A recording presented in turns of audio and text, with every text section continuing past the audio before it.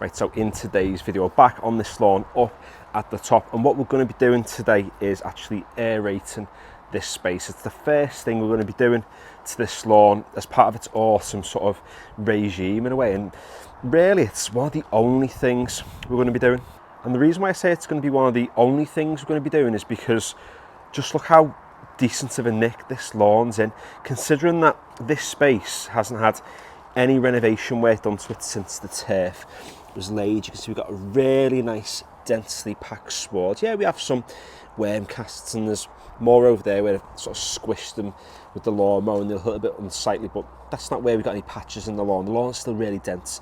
It's still really thick, and I've done a test on this to see if it needs to be scarified by removing the core, and it doesn't need that process doing to it.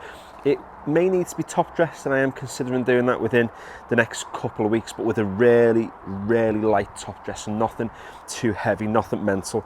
And you can see from the density I've just shown you there, it doesn't need to be overseeded. So why am I getting on today and aerating this lawn? And it's simply because of where this lawn is situated. I mean, you can already see now that on this far side we've got quite a bit of shade. That's not seeing any sun at all today, and the likelihood is, I think with the way the sun passes over now, is that I don't really think that far side's going to see any until we get to probably late March, early April next year. So despite us having fairly decent temperatures still at the moment, that side's getting no sun, so it's going to start to struggle. It's slowly going to start to thin, and we're inevitably going to be getting a little bit of dieback on there, like you would on any lawn, but it's going to happen on this one much sooner, the one that's sitting in the sun all day. And another problem with a lawn that sits in the shade, because this one will be in shade in the next few weeks, and then, like I said, it's going to be months and months until it gets any more sun, is that the moisture can't evaporate using the sun, especially as we get into the back end of autumn and then into winter, and then this space will just struggle big time. So because the sun can't really help take any moisture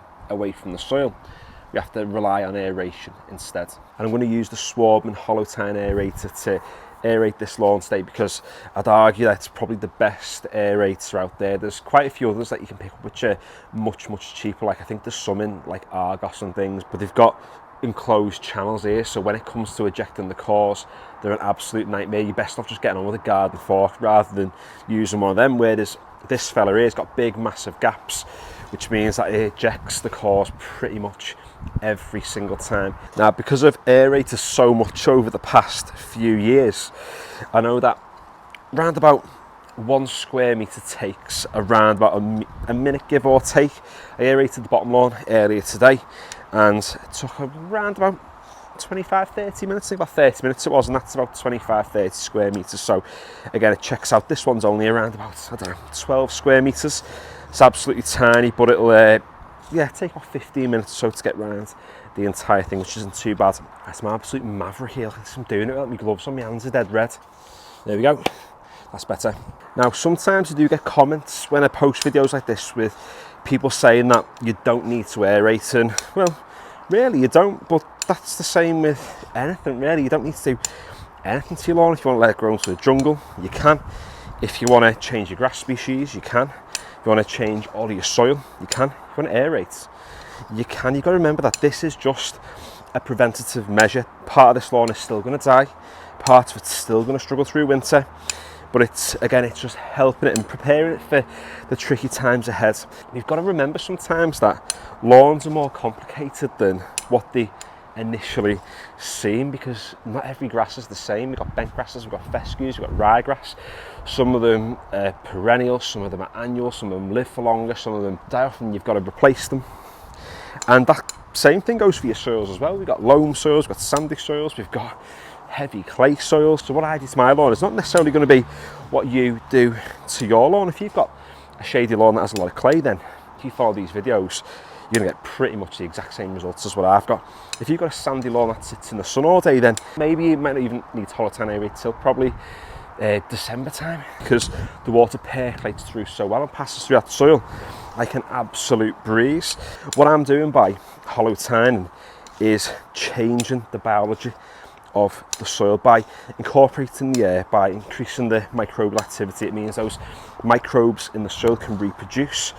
There can be more of them, which then feeds the soil, which then results in a much healthier plant. And with the type of grass I've got, with it being bent grass and fescue, because they reproduce with rhizomes and stolons, that means that we're going to have so many roots under the surface, and all those roots, they're going to be breaking down those particles of the soil, become much stronger, healthier plants, which then produces more parent plants from the stolons, from the rhizomes, which then means we've got more roots and it breaks up the soil even more. And then when we get on an aerate, we put more air into the soil, the holes collapse in on themselves, all those fissures, allow more air to flow through, and over time the soil starts to change.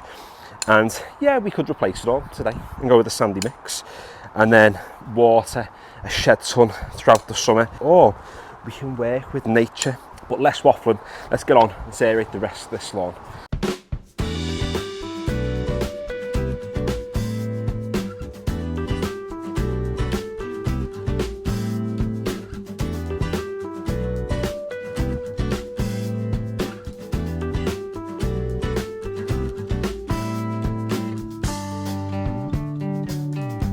So there we go, the lawn's being aerated. Let's give it around about 2 or 3 hours now for each of these cores to dry. Just make our lives a little bit easier when it comes to raking them back up.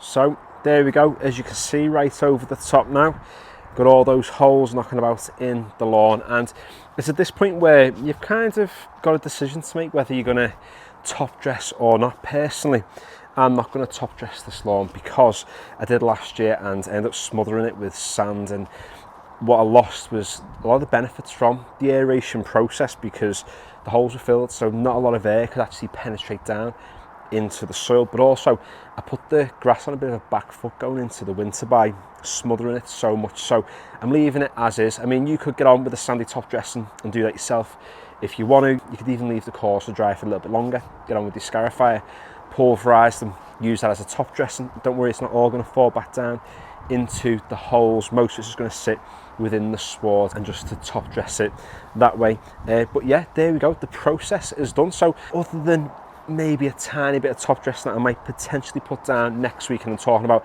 a tiny amount, that's all I'm really doing to this lawn, autumn lawn care wise. So hopefully you've enjoyed today's video. If you have, feel free to give it a like, or even do so if you found it useful. If you haven't already, consider subscribing to the channel, because I'll have more videos coming out over the rest of autumn and even through winter to give you a bit of an update as to how the lawns are getting on, because on this channel we're learning year in, year out. We're making mistakes, we're learning from them, getting absolutely boss lawns. So yeah, finally, thanks for watching.